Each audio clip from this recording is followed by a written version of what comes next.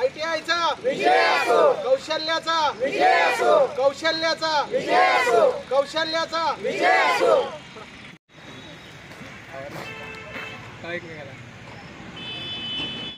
अरे मग तुम्ही एकमेकांना खाऊ घाला।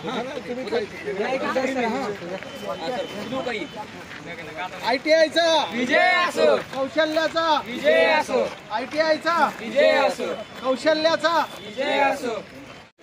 पिढे खाऊ घाला।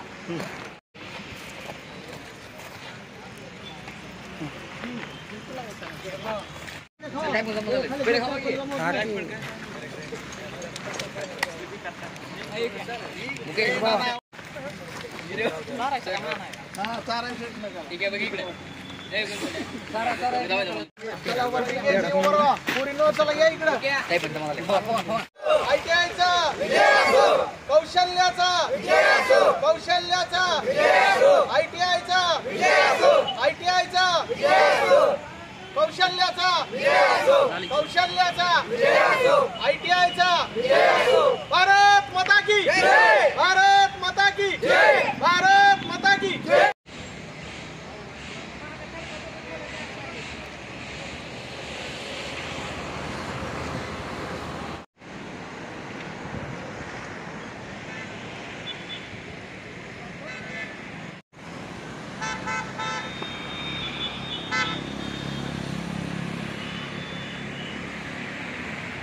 सर काय सांगाल, काय नेमकं सेलिब्रेशन केलं आज? आमच्या आयटीआयच्या विद्यार्थ्यांची दिवाळीच आहे।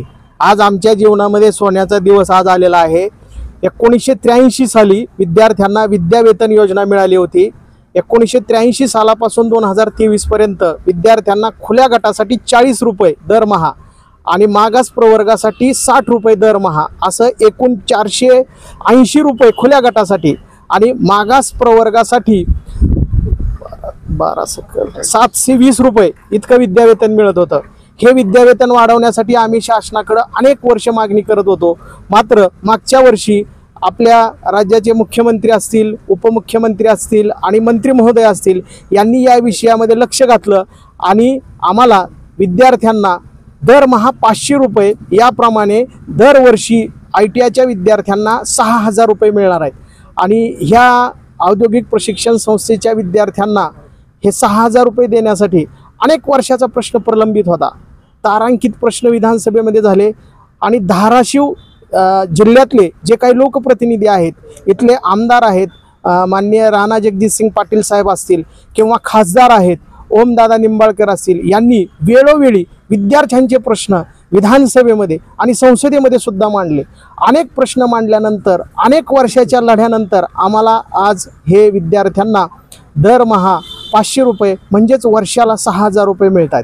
औद्योगिक प्रशिक्षण संस्थेच्या विद्यार्थ्यांना हे जे पैसे मिळाले ह्याच्यामध्ये आमचे सगळे शिल्पनिदेशक असतील, गटनिदेशक असतील, उपप्राचार्य असतील, प्राचार्य असतील, लिपिक वर्ग असतील, सहसंचालक असतील, संचालक असतील, सचिव, प्रधान सचिव असतील, मंत्री महोदयांपर्यंत सर्वांनी प्रयत्न केला आणि यावर्षी 1 लाख विद्यार्थ्यांना 60 कोटीपेक्षा जास्त रक्कम त्यांच्या खात्यावरती जमा होणार आहे। आज आमच्या आयटीआयच्या अनेक विद्यार्थ्यांना एक सुखद धक्का सकाळी बसला की त्यांच्या अकाउंटवरती 3-3 हजार रुपये महाराष्ट्र शासनाच्या वतीनं महाडीबीटीच्या माध्यमातून मिळाले।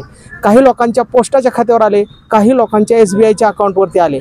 तर माझी आज मी एक शिक्षक म्हणून, शिल्पनिदेशक म्हणून सर्व शिल्पनिदेशकांच्या वतीनं, आयटीआयच्या सर्व कर्मचाऱ्यांच्या वतीनं, महाराष्ट्र शासनाचे, मुख्यमंत्र्यांचे, मंत्र्यांचे, आमचे संचालक असतील, प्रधान सचिव असतील, सहसंचालक असतील, प्राचार्य, जिल्हा व्यवसाय शिक्षण प्रशिक्षण अधिकारी, सर्व अधिकाऱ्यांचे मनपूर्वक आभार मानतो।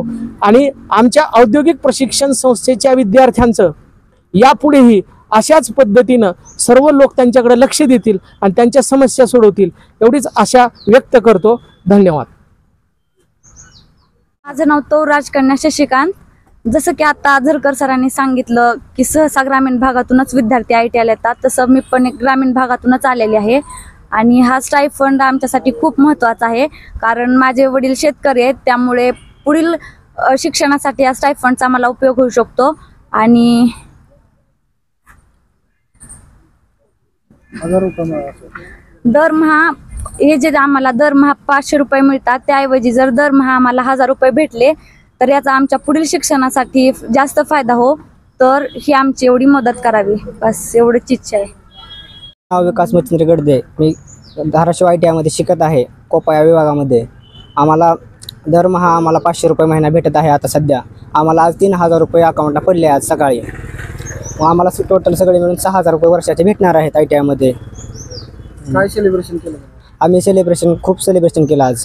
पेढे वाटले. पेढे वाटले, एन्जॉय केला मस्त सगळ्यांसोबत आज. आनंदाचा दिवस. आनंदाचा दिवस आहे तो आमचा आज.